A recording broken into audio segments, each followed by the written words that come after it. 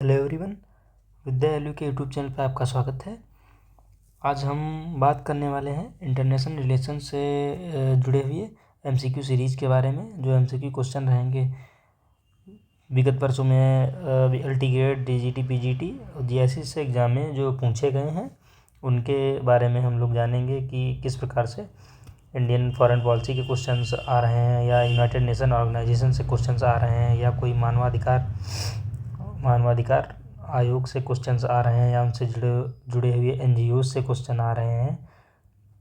तो ये हम लोग देखेंगे कि रीजनल ऑर्गेनाइजेशंस कोई जो सैनिक संगठन है या आर्थिक संगठन है, तो उनसे किस प्रकार के क्वेश्चंस आए हैं तो हम लोग देखेंगे। आइए देखते हैं। हमारा पहला क्वेश्चन है, निम्न में से कौन सा देश सार्क का सदस्य नहीं है। सार्क के बारे में हम लोगों को जानना है, जो क्षेत्रीय सहयोग संगठन है। इसका जो है फुल फॉर्म है south Asian association for regional cooperation. ध्यान रखेंगे। हम लोग इसको जानेंगे कि इसकी स्थापना कब हुई है, इसका विचार किसने दिया, इसका हेडक्वार्टर, इसका मुख्यालय कहाँ है, इसके सदस्य देश कितने हैं, सदस्य देश। तो हम बात करते हैं स्थापना की, तो हम इसके पीछे का बैकग्राउंड जानते हैं पहले कि दक्षिण एशिया में ऐसा क्या हुआ कि जो देश के अलग अलग देश के लोग थे, जो विदेश सचिव थे या उनके राष्ट्रपति थे, जो शासनाध्यक्ष थे, उन्होंने एक आवश्यकता महसूस करी कि हमको एक संगठन बनाना चाहिए। तो 1970-80 के दशक में जो दक्षिण एशिया के देश थे वो बहुत ही गरीब थे, उनमें बहुत ही भुखमरी व्याप्त थी। तो आर्थिक व सामाजिक विकास को अब कैसे गति दी जाए आगे सहयोग करके ही, तो उन्होंने एक ऐसा प्लान बनाया कि हम लोग ऐसा सहयोग संगठन बना लें कि जिससे सबको मदद करी जा सके। ऐसा कुछ हो तो हम लोग आगे आर्थिक विकास कर सकते हैं, सामाजिक विकास कर सकते हैं और गरीबी भुखमरी को मिटा सकते हैं। तो इसी संदर्भ में बांग्लादेश के स्वर्गीय राष्ट्रपति जो इस समय नहीं है, पहले थे जियाउर रहमान। उन्होंने 1970 से 80 के दशक में भारत, पाकिस्तान, नेपाल, श्रीलंका के बीच बहुत यात्राएं करते हैं कि सहयोग संगठन बनाया जाए। तो उसी क्रम में अंततः वो सभी देशों की सहमति, जो 7 देश थे, शुरुआती 7 देश थे, अभी हम आपको बताएंगे कौन से देश थे। दिसंबर 1985 में सार्क के चार्टर पे हस्ताक्षर करवाते हैं और वहीं से इसकी स्थापना वहीं से इसकी मानी जाती है। तो हम देखते हैं कि इसका विचार तो हम आपको बता ही चुके हैं कि जियाउर रहमान के द्वारा दिया गया था। जियाउर रहमान बांग्लादेश के राष्ट्रपति थे, इन्होंने ही इसकी स्थापना का विचार रखा। अनेक यात्राएं करके भारत, पाकिस्तान, नेपाल के बीच उन्होंने एक क्षेत्रीय संगठन बनाना समझा। इसका हेडक्वार्टर कहाँ है? इसका हेडक्वार्टर है काठमांडू, नेपाल की राजधानी काठमांडू। ध्यान रखेंगे, काठमांडू नेपाल की राजधानी है, नेपाल। सदस्य देश कितने हैं? सदस्य देश वर्तमान में कितने हैं? वर्तमान में इसके सदस्य देश हैं, वर्तमान देश 8 हैं। अब हमने आपको बताया था कि स्थापना के समय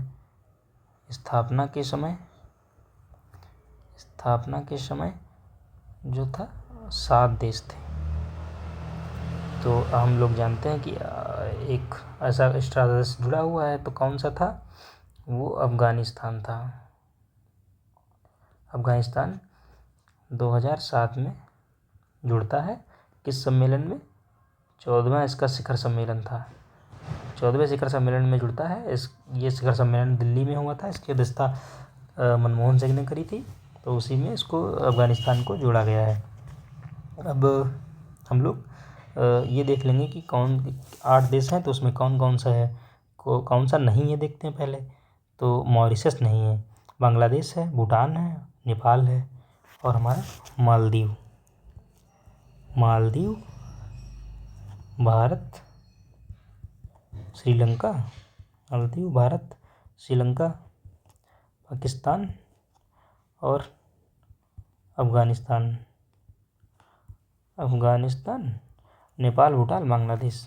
ये 8 कंट्री हो गए। 1 2 3 4 5 6 7 8 सदस्य देश हैं इसके।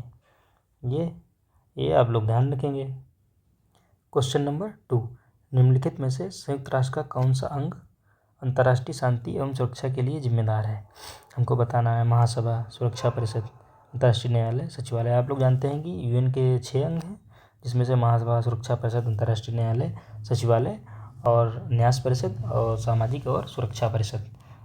जो न्यास परिषद है वो इस समय सक्रिय अंग नहीं है। 1994 के बाद से, जब से पलाऊ की स्वतंत्रता प्राप्त हुई है, तब से वो हटा दिया गया है, मतलब सक्रिय नहीं रह गया है। पार्ट है उसका, सक्रिय पार्ट नहीं, सक्रिय 5 ही माने जाते हैं। तो हम देखते हैं कि महासभा ये विश्व की लघु संसद कहलाती है। इसके सदस्य जो होता है, जितने भी यूएन के सदस्य देश होते हैं उतने महासभा के भी सदस्य होते हैं। और प्रत्येक सदस्य होता है वो अधिकतम कितना, मैक्सिमम 5 प्रतिनिधि ही भेज सकता है। और हर प्रतिनिधि का जो होता है, हर व्यक्ति का एक ही वोट होता है। मैक्सिमम प्रतिनिधि हर देश 5 ही भेज सकता है। महासभा के कौन कौन से कार्य हैं, वो क्या करती है? वो सामाजिक और आर्थिक परिषद के जो सदस्य होते हैं उनका चुनाव करती है, और जो 10 अस्थायी सदस्य होते हैं उनका भी चुनाव करती है सुरक्षा परिषद की सिफारिश पे। और इंटरनेशनल कोर्ट ऑफ जस्टिस के जो न्यायाधीश होते हैं उनका भी चुनाव करती है। और नए सदस्यों की सदस्यता देना भी इसका कार्य है। हम लोग देखते हैं सुरक्षा परिषद में 15 सदस्य होते हैं। 10 सदस्य जो होते हैं, 10 सदस्य अस्थायी होते हैं। 10 सदस्य अस्थायी होते हैं, 5 सदस्य स्थायी होते हैं। स्थायी सदस्यों में रसिया है, लिख देता हूँ, रसिया, चाइना, ब्रिटेन, फ्रांस, यूएसए। 5 सदस्य हैं स्थायी, 10 अस्थायी। इनका चुनाव कौन करेगा? महासभा करेगी। और इसका कार्य क्या होता है? अंतर्राष्ट्रीय शांति व सुरक्षा की व्यवस्था करना इसका कार्य होता है। हम लोग अब सचिवालय पे आते हैं। सचिवालय जो प्रशासनिक कार्य करता है, सचिवालय प्रशासनिक कार्य करेगा। प्रशासनिक कार्य कौन करेगा? सचिवालय के द्वारा संपन्न होगा। और अंतर्राष्ट्रीय न्यायालय है। अंतर्राष्ट्रीय न्यायालय क्या करेगा? जब 2 राज्यों के मध्य, जो राष्ट्र या राज्य हैं उनके मध्य अगर कोई विवाद होता है तो उनका विवाद का निस्तारण कैसे होगा, वो उससे जुड़े मामले देखता है अंतर्राष्ट्रीय न्यायालय। चलिए हम बढ़ते हैं नेक्स्ट क्वेश्चन पे। क्वेश्चन नंबर 3, संयुक्त राष्ट्र मानवाधिकार परिषद UNHRC के पहले अध्यक्ष कौन थे? Kofi Annan, Luis Alfonso de Alba, Antonio Guterres, Mary Robinson. तो हम इसका इतिहास जान लेते हैं पहले। UNHRC क्या है? तो मानवाधिकार आयोग जो था उसी ही बाद में नाम बदलकर और उसके स्थान पे संयुक्त राष्ट्र मानवाधिकार परिषद बना दिया गया था, मानवाधिकार आयोग। इसकी स्थापना आर्थिक और सामाजिक परिषद ने 1946 में करी थी, लेकिन अब इसका बदल कर क्या कर दिया गया है? 2006 में बदल को इसको UNHRC ह्यूमन राइट्स काउंसिल कर दिया गया है 2006 में। इसका हेडक्वार्टर कहाँ है? इसका हेडक्वार्टर जिनेवा में है। इसके सदस्य कितने हैं? इसके सदस्य 47 हैं। इन सदस्यों का चुनाव महासभा द्वारा किया जाता है। ये 3 वर्ष के लिए ही केवल रहते हैं सदस्य। कोई भी देश को दो बार से ज़्यादा निरंतर सदस्य नहीं बनाया जा सकता है, ये ध्यान रखिएगा। और इसका उद्देश्य क्या है? इसका उद्देश्य यही है कि वैश्विक स्तर पर मानव अधिकारों को कैसे बढ़ावा दिया जाए, कैसे उनको संरक्षण में रखा जाए, कैसे उसको संरक्षित रखा जाए। तो उसका उद्देश्य ये हो गया। अब हम देखते हैं पहले अध्यक्ष कौन थे। तो 2006 में मानवाधिकार आयोग को ह्यूमन राइट्स काउंसिल बना दिया, यूनाइटेड नेशन की ह्यूमन राइट काउंसिल बना दिया गया। तो इसके पहले अध्यक्ष है लुई अल्फांसो डी एल्बा है। करेक्ट आंसर हमारा ये हो जाएगा। आइए देखते हैं नेक्स्ट क्वेश्चन। कौन सा देश सेंटो का एक सदस्य नहीं था? तो हम लोग ऑप्शन देखते हैं, यूएसए, टर्की, यूके, पाकिस्तान। पहले हम सेंटो के बारे में जान लेते हैं। सेंटो की स्थापना हमारा यूके और यूएसए, इसकी जो कंटेनमेंट पॉलिसी थी कि मिडिल ईस्ट में कैसे जो हम सोवियत संघ के प्रसार को रोक सकते हैं, उनके देशों को कोई संगठन बना दें अपने अंडर में तो हम उनको रोक सकें। तो यूएसए व ब्रिटेन जो था उस समय, उसकी संयुक्त योजना यही थी कि हम मिडिल ईस्ट जो था, सेंट्रल एशिया है, उसका हम कैसे एक ऑर्गेनाइजेशन बना दें। यानी इसका फुल फॉर्म भी है सेंट्रल ट्रीटी ऑर्गेनाइजेशन। तो सेंट्रल ट्रीटी ऑर्गेनाइजेशन के बारे में देखते हैं। सबसे पहले ये बगदाद पैक्ट होता है। बगदाद पैक्ट होता है 1955 में। तो उसमें इसके संस्थापक जो देश थे, संस्थापक देश कौन कौन से थे? संस्थापक देश आपके तुर्की था, यूके था, पाकिस्तान था, मिडिल ईस्ट के तुम्हारे इराक व ईरान इसके संस्थापक सदस्य थे। लेकिन आगे चलकर इराक में इस्लामिक क्रांति होती है। तो 1959 में इराक इससे अलग हो जाता है। तो इसको हम लोग सेंटो के नाम से जानते हैं। ये अब पहले बगदाद पैक्ट के नाम से जाना जाता था, अब सेंटो के नाम से जाना गया। फिर 1979 में ईरान भी इससे अलग हो जाता है। ईरान में भी इस्लामिक क्रांति हो जाती है, तो ईरान पाकिस्तान भी इससे अलग हो जाता है साथ ही में। तब ये भंग हो जाता है, ये यहीं पे भंग हो जाता है, यहीं पे ये ख़त्म हो जाता है। अब हम लोग देखते हैं कि कंटेनमेंट पॉलिसी जो यूके व यूएस की क्या थी कि मिडिल ईस्ट में हमको साम्यवाद का प्रसार रोकना है, कैसे रोका जाए उसको। तो उसी के आधार पर सेंटो का निर्माण किया। ये इससे पूछा जाता है, ये सैनिक संगठन था, सैनिक संगठन बना के हम लोग यूएसए जो यूएसएसआर था उसके प्रसार को रोक सकते थे। वैसा ब्रिटेन और यूएसए के नीति निर्माण जो कर रहे थे विदेश नीतियों का, उनका ये मानना था। तो इसका सदस्य कौन नहीं होगा? यूएसए इसका ऑफिशियल मेंबर कभी नहीं रहा, ध्यान रखिएगा। तुर्की, यूके, पाकिस्तान और इराक, ईरान, 5 इसके संस्थापक सदस्य थे। यूएसए कभी भी इसका ऑफिशियल मेंबर नहीं रहा है। चलिए देखते हैं अगला प्रश्न। क्वेश्चन नंबर 5 हमारा कहता है, संयुक्त राष्ट्र संघ के किस महासचिव ने 1992 में अपनी report an agenda for piece सुरक्षा परिषद को सौंपी? तो हम लोग ऑप्शन देखते हैं, Kofi Annan, Boutros Ghali, Kurt Waldheim, U Thant. ये म्यांमार के थे, म्यांमार के थे। तो इसमें कौन से महासचिव जिन्होंने एजेंडा फॉर पीस दिया था? ये थे बुतरस घाली। तो इन्होंने जो युद्ध हो रहे थे, युद्ध में कैसे शांति स्थापित करी जाए, जो कोल्ड वार चल रहा था, तो उन्होंने फिर 1991 में जब रसिया का पतन होता है, साम्यवाद का पतन हो गया वहाँ, तो उन्होंने ये एन एजेंडा फॉर पीस सुरक्षा परिषद को रिपोर्ट सौंपी।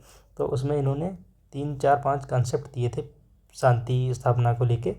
ये पहला था पीस कीपिंग। दूसरा इन्होंने दिया था पीस मेकिंग, किस प्रकार से हम पीस को बनाए रख सकते हैं, पीस मेकिंग। और हमारा पीस बिल्डिंग, किस प्रकार से हम पीस बिल्ड कर सकते हैं, पीस बिल्डिंग। और पीस डिवाइडेंट, इनकी रिपोर्ट का आंसर है। हम लोग देखते हैं पीस कीपिंग क्या है। पीस कीपिंग का अर्थ यह है, यदि किसी राज्य के भीतर कोई गृहयुद्ध छिड़ जाए, ठीक है, या आम जनता जो है उसको बचाने के लिए, या राज्य के आपसी झगड़े हो जाएं, तो उसके जो स्थिति उत्पन्न हो जाती है, तो यूनाइटेड नेशन वहाँ सैन्य बलों को तैनात कर देता है। तो पीस कीपिंग ये होता है, सैन्य बलों को तैनात कर देगा। राज्यों के मध्य टकराव होगा तो उससे निपटने के लिए यूनाइटेड नेशन सैन्य बलों को तैनात कर देगा। इसका उद्देश्य यही होता है कि हम शांति कैसे बनाए रख सकते हैं। और जैसे इसका उदाहरण भी सकते हैं, कोसोवो संकट में था, बोस्निया संकट, हर्जेगोविना संकट, ये सब इसके पीस मेकिंग से हम क्या मतलब समझते हैं। पीस मेकिंग का मतलब ये होता है कि शांतिपूर्ण तरीकों शांतिपूर्ण तरीके जिससे हमारे कूटनीतिक प्रक्रिया, मध्यस्थता, वार्ता आदि के द्वारा हम विवाद को समाप्त कैसे कर सकते हैं। पीस बिल्डिंग से तात्पर्य यह है कि ऐसी परिस्थितियाँ पैदा कर दें कि युद्ध हो ही ना पाए, युद्ध की संभावनाओं को टाल दें हम। इसमें युद्ध की संभावनाओं को टाल देते हैं। इसमें ऐसी डिप्लोमेटिक जो प्रोसेस होता है या कोई मध्यस्थता कर लें या कोई संधि कर लें या कोई वार्ता कर लें जिससे शांतिपूर्ण तरीके से विवाद समाप्त हो जाए। पीस डिवाइडेंट क्या होता है, शीत युद्ध के जब अंत हो रहा था उसमें क्या हो रहा था, शस्त्र खर्चा हो रहा था शस्त्र खरीदने में, या उसकी जो कटौतियाँ हो रही थी, स्थिति हो रही थी, साल्ट फंड, साल्ट टू, ऐसे तो उसकी वैश्विक बचत हो रही थी, तो शांति लाभांश की समझ जाती है। वो जो कंट्रीज़ थे वो अपने अपने हथियार कम कर रहे थे, तो वही शांति जो लाभांश था पीस डिवाइडेंट के नाम से जाना जाता है। चलिए देखते हैं नेक्स्ट क्वेश्चन हमारा है, निम्नलिखित मानवाधिकार संगठनों को उनके स्थापना क्रम के अनुसार लगाना है। तो हमारा एमनेस्टी इंटरनेशनल, इसकी स्थापना कब हुई, ICJ की स्थापना कब हुई, human rights watch and red cross. जो एमनेस्टी इंटरनेशनल है उसकी स्थापना 1961 में होती है। इसका हेडक्वार्टर कहाँ है, ये है लंदन में, ध्यान रखिएगा।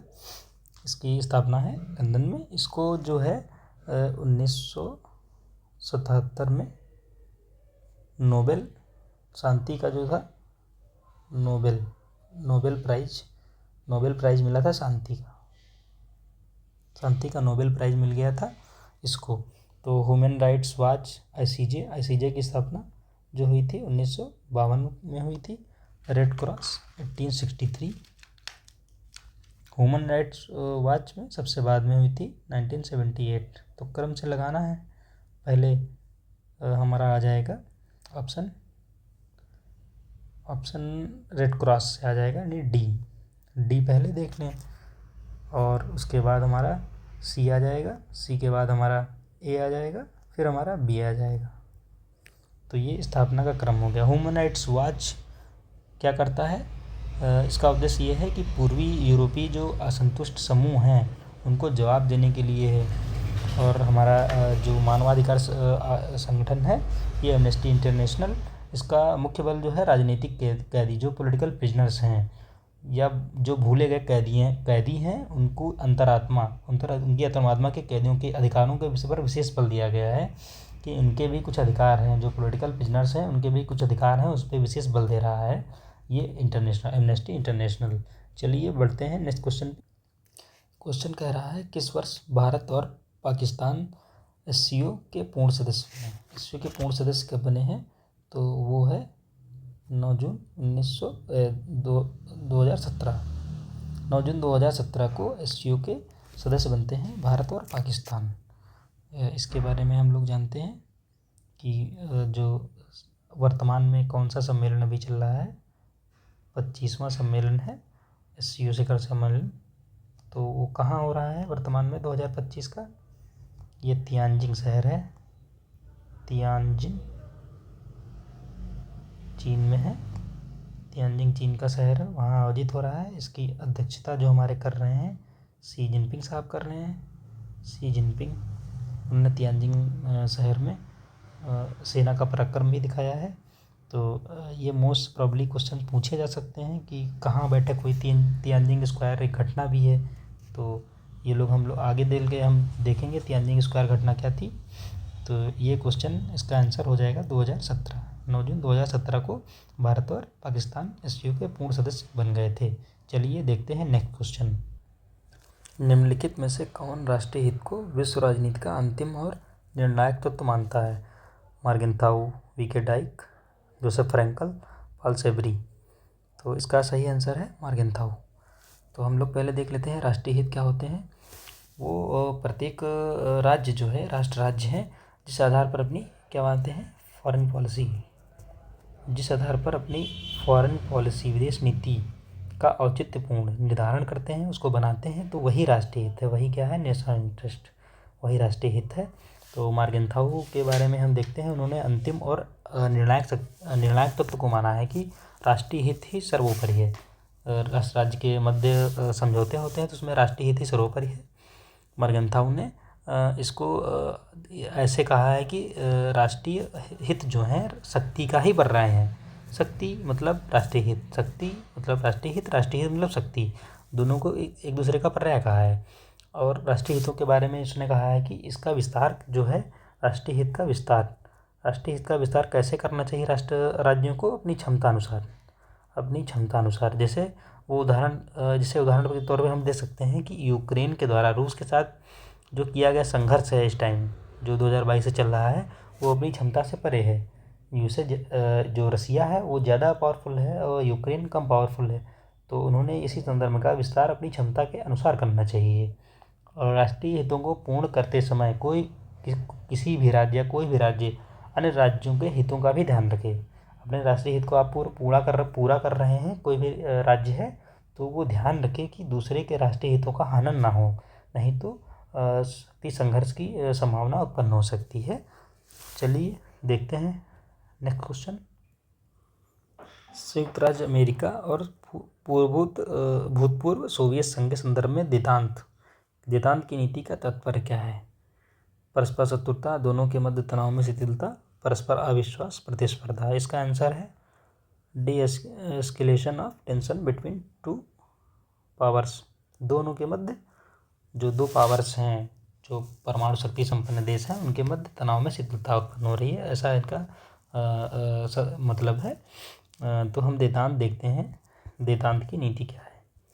देतांत की नीति तनाव में शिथिलता। जब ये द्वितीय विश्व युद्ध के बाद उत्पन्न शीत युद्ध जो चल रहा था दो राष्ट्रों के मध्य यूएसए और यूएसएसआर के मध्य, तो उनके बीच ये माना जा रहा था कि तनाव अभी भी बना हुआ है, कि उनके बीच संघर्ष कम हो रहा है, दोस्ती बढ़ रही है।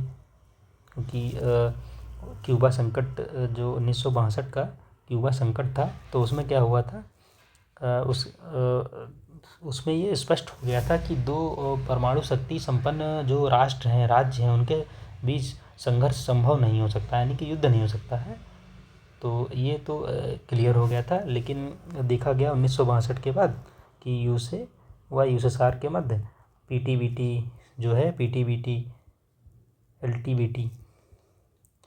एलटीबीटी हो या साल्ट हो या एनपीटी, ये ट्रीटी हो रही थी।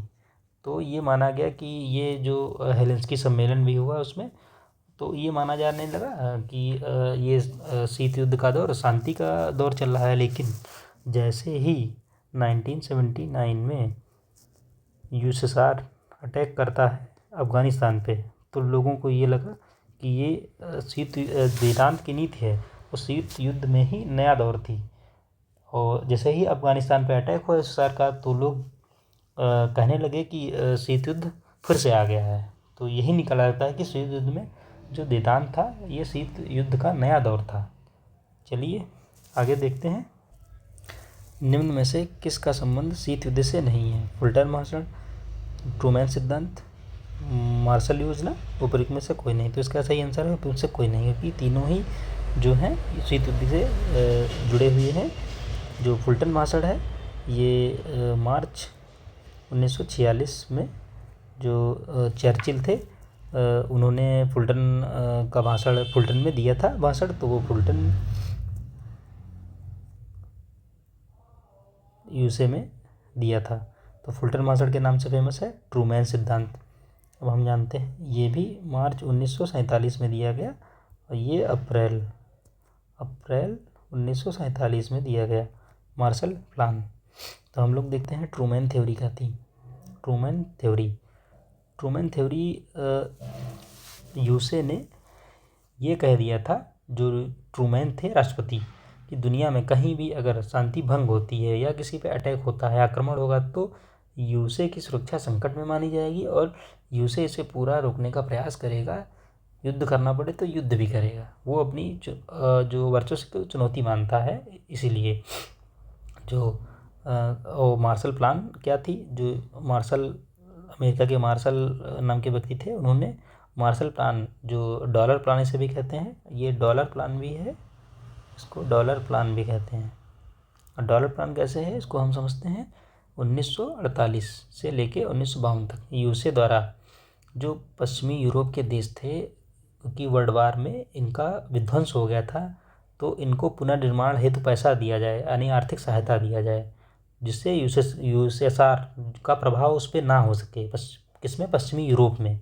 पश्चिमी यूरोप, फ्रांस, जर्मनी, ये सब चीज़ें हैं, तो उस पर यूएसएसआर का प्रभाव ना हो सके, इस प्रकार तो मार्शल ने कहा कि यूएसए उनको सहायता प्रदान करेगा। तो यूरोपियन रिकवरी प्रोग्राम भी इन्होंने चलाया सेकेंड वर्ल्ड वार के बाद। तो यही था। तो इसमें कौन सा नहीं है शीत युद्ध से? तो कोई नहीं, तीनों ही शीत युद्ध से संबंधित है। इसकी क्रोनोलॉजी पूछी जाती है, तो याद रखिए, ये मार्च 1946, ये मार्च 1947, ये अप्रैल 1947। चलिए देखते हैं नेक्स्ट क्वेश्चन। क्वेश्चन कह रहा है 1962 के क्यूबा मिसाइल संकट के समय अमेरिका का राष्ट्रपति कौन था? अमेरिका का राष्ट्रपति उस समय जॉन एफ कैनेडी बने थे। बाद में 1963 में इनकी मृत्यु हो जाती है, गोली मार के हत्या जो वहाँ की खुफिया एजेंसी है उसी ने ही करवा दी थी, ऐसा माना जाता है। तो क्यूबा मिसाइल संकट हम लोग थोड़ा सा देख लेते हैं। क्यूबा मिसाइल संकट जो था, एक तरफ यूएसएसआर, एक तरफ यूएसए, शीत युद्ध का दौर चल रहा था। तो होता है ऐसा कि यूएसएसआर जो था, क्यूबा के जो डिप्लोमेट थे उससे दोस्ती करके वो यूएसए की तरफ मिसाइल तैनात कर देता है कि मिसाइल। तो यूएसए जब ये देखता है तो वो अपनी राष्ट्रीय जो हित है, उसके जो राष्ट्रीय सुरक्षा है, उसको वो अपनी चुनौती मानता है इसको, कि ये कभी भी अटैक कर सकता है। तो वो भी अपने बेड़े महासागर में उतार देता है और यूएसएसआर को वापस पीछे जाने के लिए मजबूर कर देता है। तो ये प्रकरण है इसका क्यूबन मिसाइल का। चलिए आगे बढ़ते हैं नेक्स्ट क्वेश्चन पे। क्वेश्चन कह रहा है निम्नलिखित में से कौन सा देश बिमस्टेक का सदस्य नहीं है? जो बिमस्टेक का सदस्य नहीं है, हम जानते हैं बिमस्टेक का फुल फॉर्म क्या है? The bay of Bengal initiative for multi sectoral technical and economic cooperation. जो बंगाल की खाड़ी है, बहुक्षेत्रीय तकनीकी और आर्थिक सहयोग पहल, इसका हिंदी में है। तो हम देखते हैं इसकी स्थापना कब हुई है, स्थापना के समय कितने सदस्य थे। तो संस्थापक सदस्य कितने थे? संस्थापक सदस्य हैं 4 देश। पहले ये हुआ करता था बिस्ट, ये बिस्ट बांग्लादेश, इंडिया, श्रीलंका और थाईलैंड, ये 4 देश थे। संस्थापक सदस्य कौन से थे? 4 देश थे, बांग्लादेश, भारत, श्रीलंका, थाईलैंड। बाद में 3 सदस्य इसमें शामिल होते हैं, और कब कब होते हैं? 1977, दिसंबर 1977 में तुम्हारा म्यांमार आ जाता है। म्यांमार, इसी को लेके बिमस्टेक बन गया, एम इसमें जुड़ जाता है। म्यांमार, भूटान और नेपाल 2004 में आते हैं। 2004 में भूटान में नेपाल जुड़ जाते हैं। वर्तमान में इसके सदस्य कितने हो गए? टोटल मेंबर हो गए 7। इसके 7 सदस्य हो गए हैं। अब हम बात करते हैं इसकी स्थापना। ये हुई थी 6 जून 1997। 6 जून को बिमस्टेक जो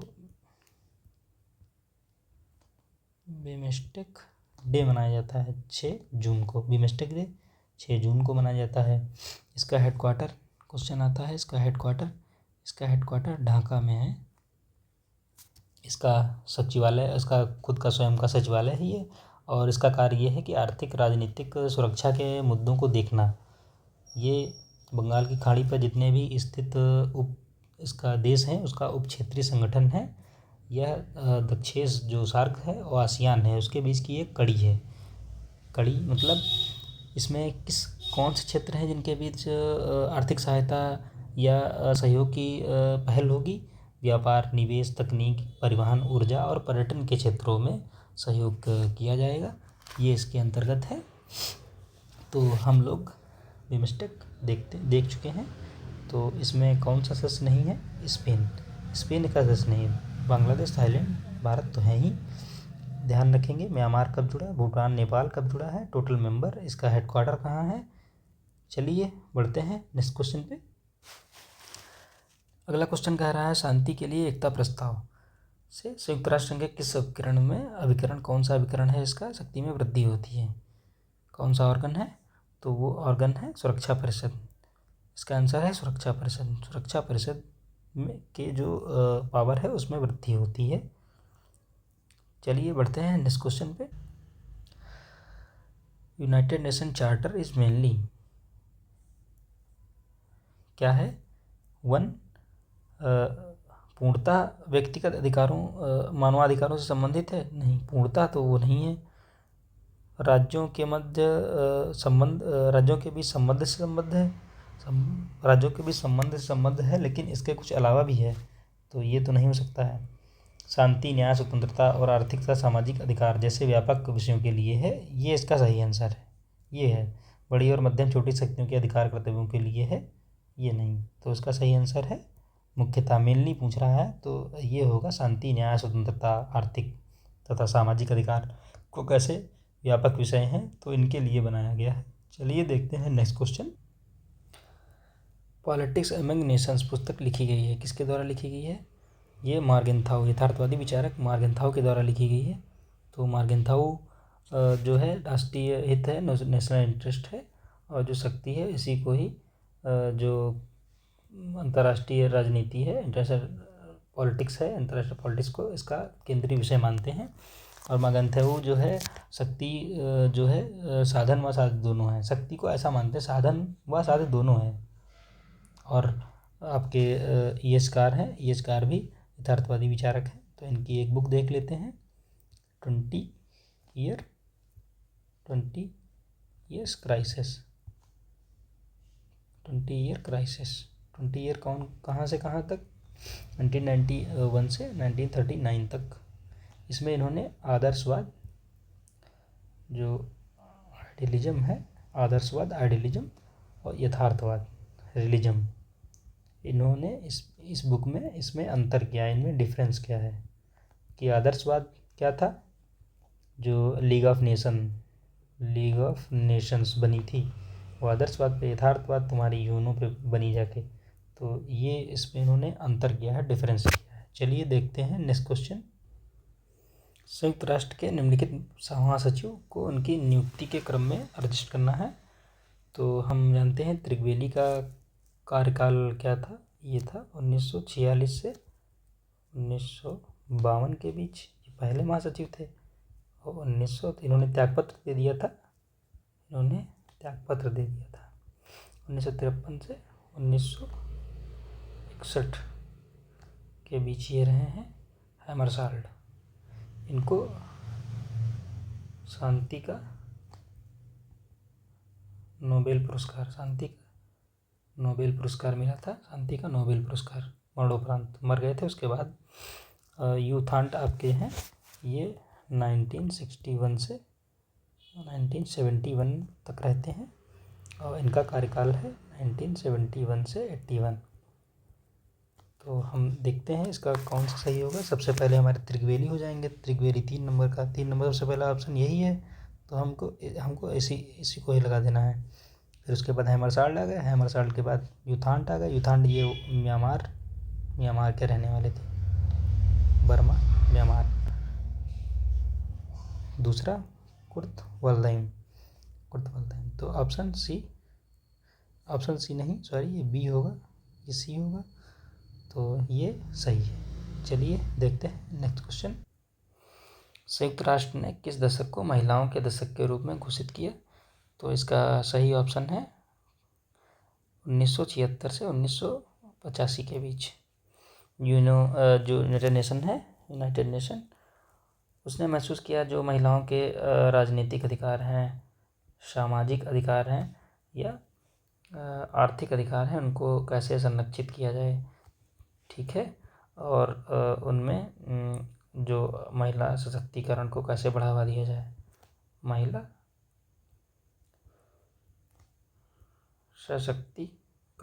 सशक्तिकरण कैसे बढ़ावा दिया जाए, लैंगिक समानता को कैसे बढ़ावा दिया जाए, लैंगिक समानता को कैसे बढ़ावा दिया जाए, महिला सशक्तिकरण और जो अंतर्राष्ट्रीय सहयोग है, अंतर्राष्ट्रीय सहयोग को कैसे बढ़ावा दिया जाए। तो इसके लिए उसने यूएन ने महिलाओं के दशक घोषित कर दिया, एक दशक को। तो वो दशक है 1976 से 1985।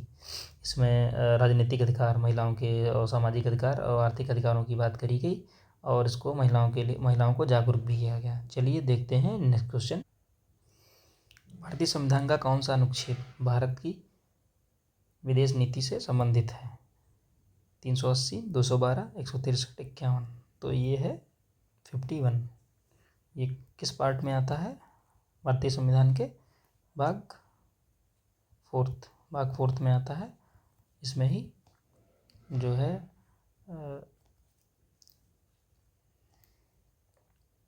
फंडामेंटल ड्यूटीज व डीपीएसपी का उल्लेख किया गया है। चलिए देखते हैं नेक्स्ट क्वेश्चन। संयुक्त राष्ट्र के पहले महासचिव कौन थे? संयुक्त राष्ट्र के पहले महासचिव हम लोग अभी देख ही चुके हैं, त्रिगवेली थे। त्रिगवेली संयुक्त राष्ट्र के पहले महासचिव हैं। चलिए देखते हैं नेक्स्ट क्वेश्चन। सूची फर्स्ट के साथ सूची फर्स्ट सेकंड का मिलान करना है। सूची फर्स्ट है, सूची सेकंड है। तो उपयोगितावाद आप लोग जानते हैं, जेरेमी बेंथम से संबंधित है। एकात्म मानववाद ये पंडित दीनदयाल उपाध्याय का है। प्रत्यक्षवाद जो है ये आगस्ट काम्टे का है। और बहुलवाद आपका जेम्स मेडिसिन से संबंधित हो जाएगा। चलिए देखते हैं नेक्स्ट क्वेश्चन। कौन सा संगठन डॉक्टर्स विदाउट बॉर्डर्स के नाम से जाना जाता है और मानवीय सहायता में सक्रिय है? ये एक एनजीओ है मानवाधिकार आयोग का। तो वो आपको आंसर दिया हुआ है मेडिसिन्स सैन फ्रंटियर्स नाम का एनजीओ है जो मानवीय सहायता के लिए सक्रिय रहता है। तो आज हम लोगों का सेशन समाप्त होता है यहीं पे। हम लोग मिलते हैं एक नए लेक्चर के साथ। आप लोग सही से नोट्स बनाइएगा और अगले लेक्चर का इंतज़ार करिए। जल्द ही हम आपके सामने उपस्थित होते हैं आईआर की एक सीरीज़ लेके, जिसमें विदेश नीति, यूएन के जो सिद्धांत हैं या जो क्षेत्रीय आर्थिक संगठन है या सैनिक संगठन है, उनके बारे में हम लोग डीप डिस्कशन करेंगे, क्रोनोलॉजी के फॉर्म में लाएंगे। जैसे आने वाले एग्ज़ाम जो हैं LT grade, GIC, PGT, BGT, उनमें आपको हेल्पफुल रहेंगे। चलिए धन्यवाद, मिलते हैं नेक्स्ट सेशन में।